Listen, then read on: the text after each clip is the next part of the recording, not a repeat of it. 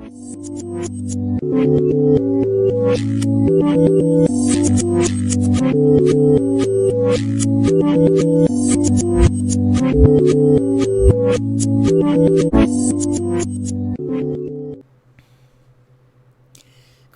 and welcome back to Here's What I Heard.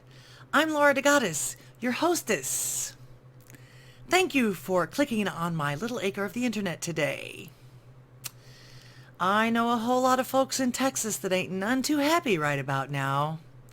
I will tell you all about it, but first, allow me to welcome all my new subscribers. Welcome, welcome. We're growing pretty well now, and I do appreciate it. Thank you, thank you, thank you, everyone. If you are enjoying my work and you want to help keep me independent so that I can continue my journey in making your voice heard as well as mine, I've been told that the best thing that you can do is subscribe, share, comment, like, and of course, a donation would be the ultimate. Don't forget to hit that notification bell.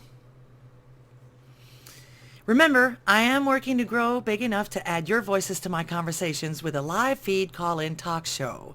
I need 1,000 subscriptions and 4,000 hours of watch time in order to be eligible for both live feed and monetization on this channel.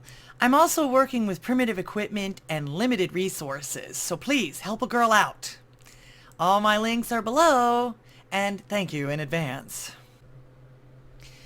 I was actually in the middle of working on another video for this week. Then I saw our governor was getting ready to make an announcement about opening up our state, so I took a short break.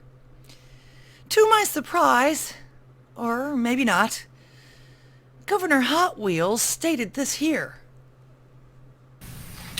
Because bars are nationally recognized as COVID spreading locations, they are still not able to open at this time. However, it is important for them to know that we are focused on finding ways to get them open. We need to see COVID numbers continue to be contained, and we need to work with the bars on effective strategies that will ensure that when they do open, the possibility of spread of COVID is contained. Nationally recognized spreaders. So, do the statistics for that come from information like this? Here is an article which happens to be on the exact same day as Governor Hot Wheels made his announcement. This is from Newsweek, MSN News. Nashville officials withheld rusvi numbers for restaurants and bars because cases were so low, emails show. Apparently there was a leak in some emails between government officials in Nashville. I'll read you a little bit.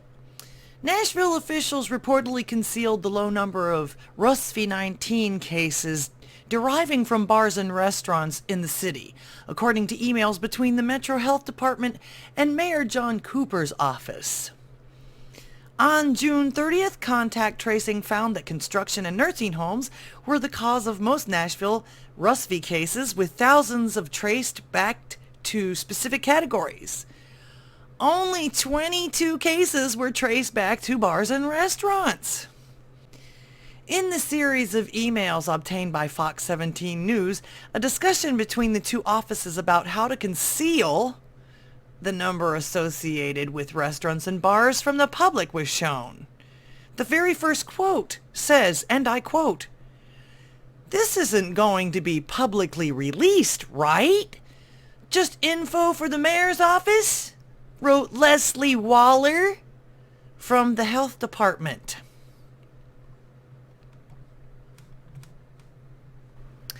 From another source, this is Breitbart, also on the same day. Bogus data. Leaked emails show Democrat Nashville mayor kept low rusvi cases secret. I'll read you a little bit of this one too. Nashville Mayor John Cooper, D., hid data on rusvi infections emerging from bars and restaurants in Lower Broadway, an entertainment district famous for live country music and honky-tonks. Because the numbers were too low, leaked emails unveiled this week's show. In July, Cooper explicitly singled out bars as an infection risk in Nashville when justifying his decision to reverse the city's reopening plans, saying they were the source of a record number of clusters of new infections amid the spike in cases at the time. Really? How's that possible? Weren't they closed? Nevertheless, when responding to this week's explosive revelations, the mayor denied withholding information. Of course he did. He appeared to shift blame to, are you ready? U.S. President Donald Trump's White House, telling reporters on Thursday that guidance from the federal officials led to the bar and restaurant closures.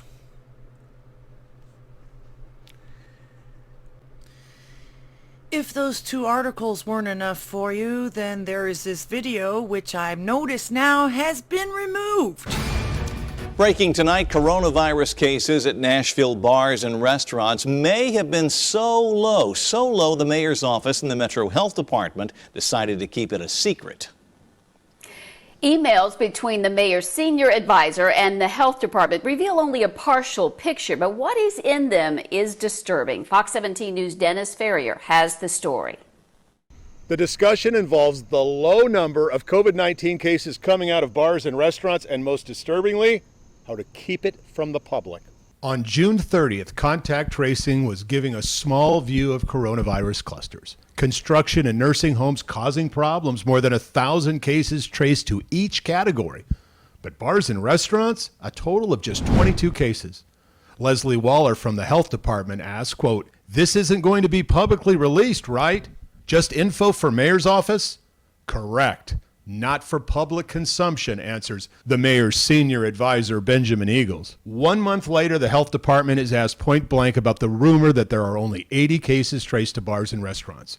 Tennessean reporter Nate Rao asks, quote, "The figure you gave of more than 80 does lead to a natural question. If there have been over 20,000 positive cases of COVID-19 in Davidson and only 80 or so are traced to restaurants and bars, doesn't that mean restaurants and bars aren't a very big problem?" Metro Health Department spokesman Brian Todd asks 5 Metro Health Department officials the question, "Please advise how you recommend I respond." The name at the top of the response is clipped off, but you may find the answer unacceptable. Quote, "My 2 cents, we have certainly refused to give counts per bar because those numbers are low per site. We could still release the total though, and then a response to the over 80 could be, quote, because that number is increasing all the time and we don't want to say a specific number." Neither the health department or the mayor's office would confirm the authenticity of the emails. But Councilman Steve Glover asked a Metro staff attorney to inquire. Here's the official answer.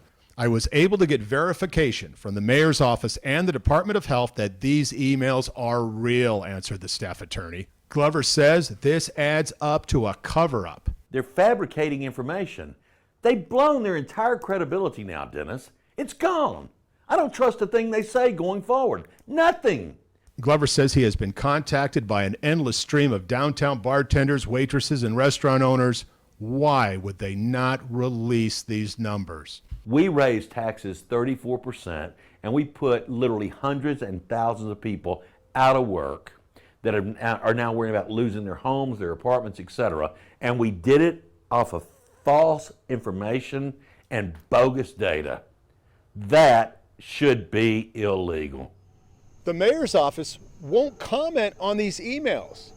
And the question that brings up is why?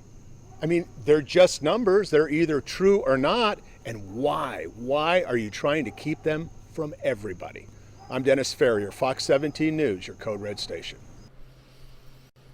Kind of makes you wonder who else might be pulling this antic. And what else are they not telling us, or, to be polite, fibbing about? And what makes you think that stats from other elected officials are what they are telling us they are? Heck, we even know of one that was advising folks to still go out and eat, while our president was telling us we had to shut down things to save lives. On March 2nd, Mayor Bill de Blasio tweeted this, quote, Since I'm encouraging New Yorkers to go on with your lives, plus get out on the town despite coronavirus, I thought I would offer some suggestions. Here's the first. Through Thursday, go see The Traitor. If The Wire was a true story plus set in Italy, it would be this film. That's right. Go to a movie theater immediately. You must. A week later, de Blasio was still encouraging New Yorkers to live it up and mingle in large groups. On March 11th, which keep in mind was barely 2 weeks ago, de Blasio was still insisting that, quote, if you're not sick, you should be going about your life. That very same day, the NBA announced it was suspending its whole season. Italy was already several days into a national lockdown. But the mayor of one of the world's most crowded cities was telling everyone to carry on as though the Chinese coronavirus was just a racist myth. I had just started making my notes for this video over my morning coffee when this particular post that I'm about to read to you came across my feed. And I knew then it was a good idea, or that I'd made the right decision to change my video for this week. This comes from an owner of one of the popular entertainment venues that supports local musicians and all kinds of other people in the Houston area.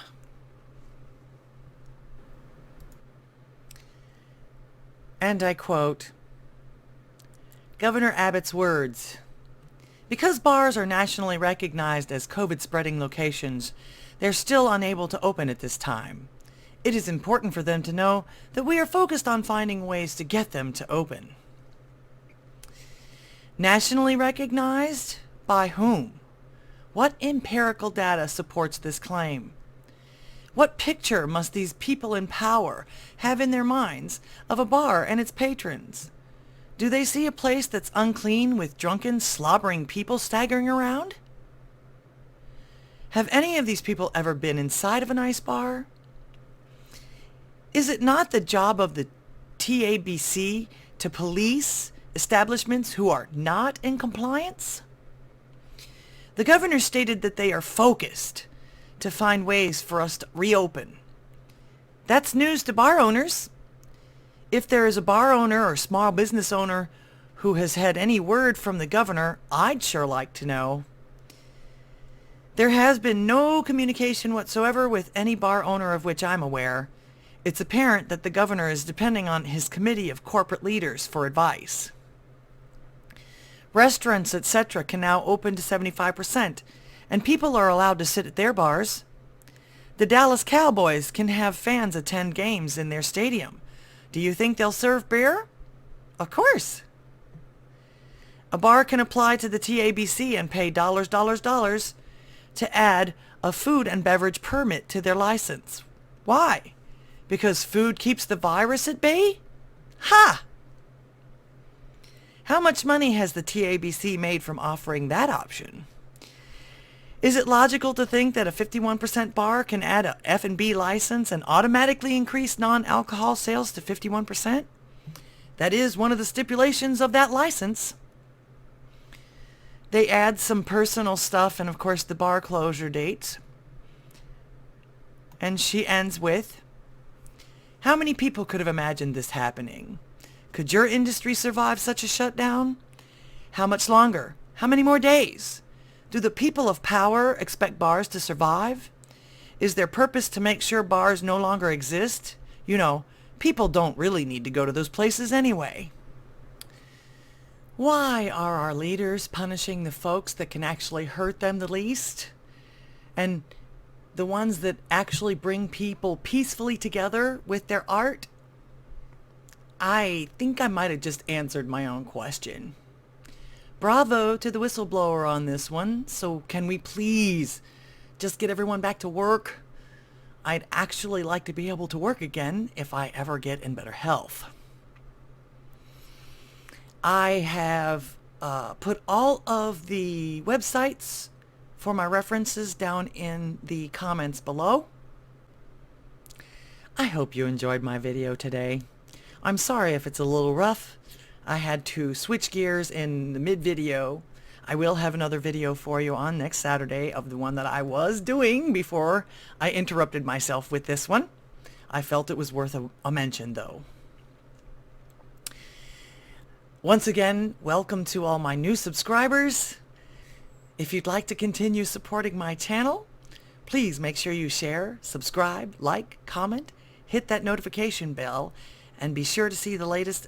And of course, a donation would be the ultimate. Thank you once again for joining me on my little acre of the internet today. Until next time.